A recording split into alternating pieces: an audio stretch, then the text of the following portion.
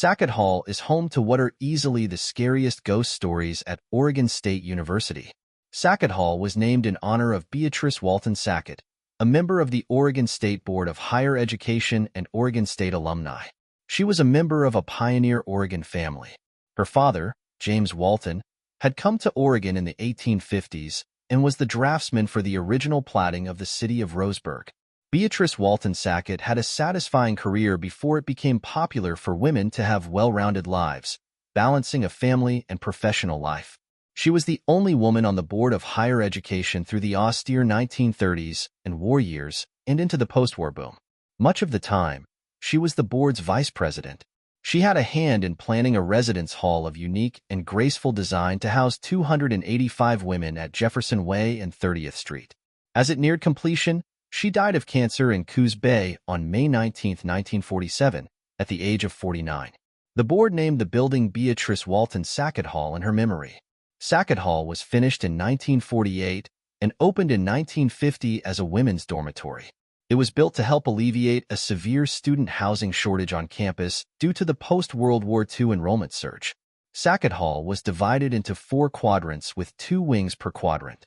The dorm was equipped with the most modern interior furnishings, including special kitchen dinette compartments for every 10 rooms, with a refrigerator and other household furnishings. A few years after the building opened, the first tragic event to haunt Sackett Hall occurred.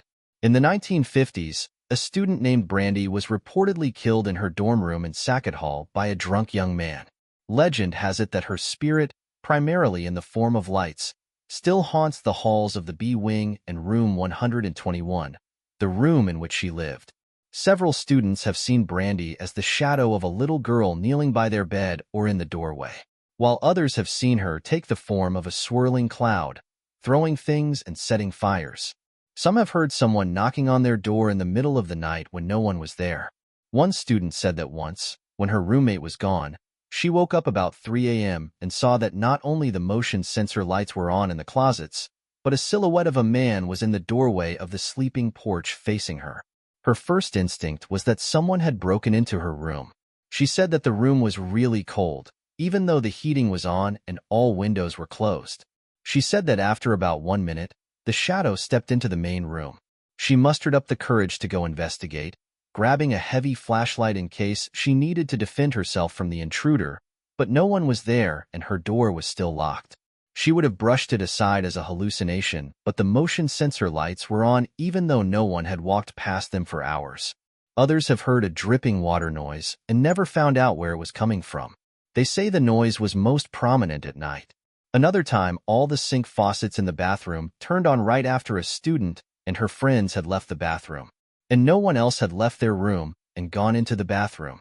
There are also reports that the H wing of Sackett Hall is haunted.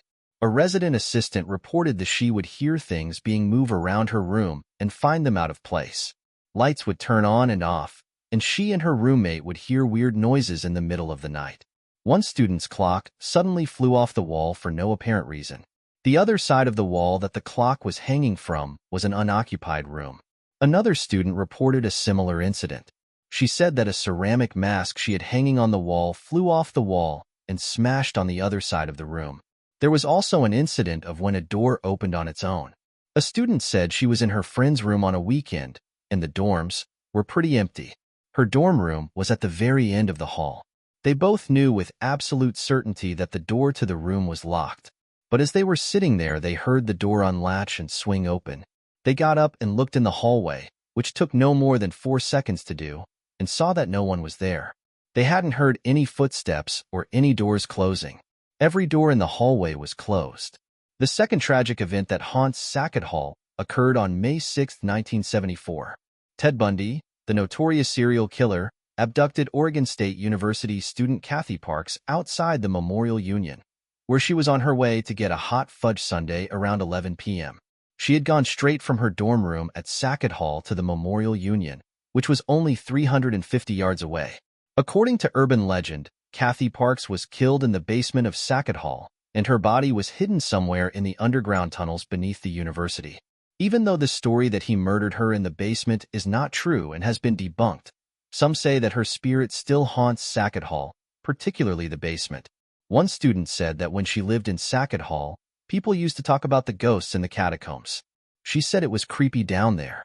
Beneath the campus lies a hidden, unworldly expanse of 3 miles of tunnels. Step down into the tunnels, and it's as if you've been transported to another world, hot, dark, and damp. As far as one can see, a miles-long stretch of tunnel extends into the dimly lit distance. These tunnels bring about a sense of intrigue, mystery, or confusion. A lengthy list of conspiracy theories and misconceptions about the history and purpose of the tunnels is traded between students. Some say that they are for the nuclear transport from the radiation center, or that they are actually sewers. Others have heard that there's bodies down there, or perhaps they are simply maintenance tunnels for wiring, heating, and plumbing between buildings. One student said that she lived in Sackett for a semester, and she knew how to get around down in the catacombs pretty well. Her favorite place to study was in the laundry room since it was so quiet down there. She said she never saw any ghosts. There is no evidence that the hauntings of Sackett Hall are real. However, these legends add an extra layer of intrigue to the university's history and continue to fascinate students and faculty alike. Next time you're visiting Oregon State University, be sure to walk by Sackett Hall and appreciate its unusual history. If you have any suggestions for future Oregon adventures you'd like to see, then why not add a comment down below? Before you go, if you like this video and learned something new, please give a thumbs up and click on the like button. If you don't want to miss any upcoming videos, then please remember to click on the subscribe button. Thank you so much for watching.